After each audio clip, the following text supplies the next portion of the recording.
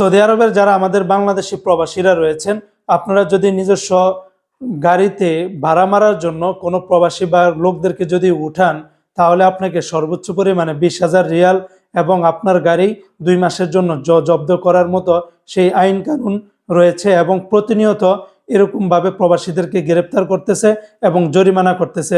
ইতিমধ্যে সৌদি আরবের গেজেট সহকারে আরও বিভিন্ন পত্রিকাতে গতকালকে একটি নিউজ প্রকাশিত করা হয়েছে, যেখানে বলা হয়েছে অবৈধ যাত্রী পরিবহনের বিরুদ্ধে কড়াকড়ি অভিযান চালাচ্ছে সৌদি আরবের প্রশাসন। পরিবহন সাধারণ কর্তৃপক্ষ TGA জানিয়েছে, সারা দেশে চালানো অভিযানে 1396 জন অবৈধ যাত্রী পরিবহনকারীকে আটক করা হয়েছে এবং তাদের বিরুদ্ধে আইনগত ব্যবস্থা নেওয়া হয়েছে।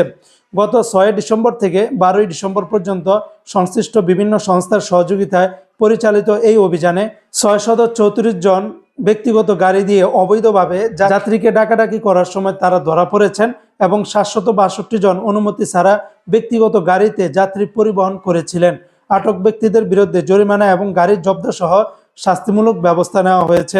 নতুন সড়ক পরিবহন আইনের লাইসেন্স ছাড়া যাত্রী পরিবহন সম্পূর্ণভাবে নিষিদ্ধ করা হয়েছে।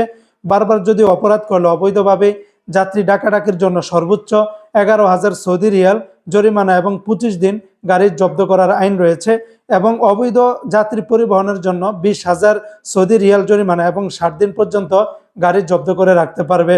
আর যারা বারবার এই ধরনের অপরাধগুলা করবে, তারা যদি প্রবাসী হয়ে থাকে তাহলে তাদেরকে আজীবনের জন্য দেশে পাঠিয়ে দেওয়া হবে। তাই যারা আমাদের বাংলাদেশি প্রবাসীরা আছেন, অবশ্যই আপনারা নিজস্ব জায়গা থেকে সর্বোচ্চ পরিমাণে আইন কানুন মেনে চলার চেষ্টা করবেন।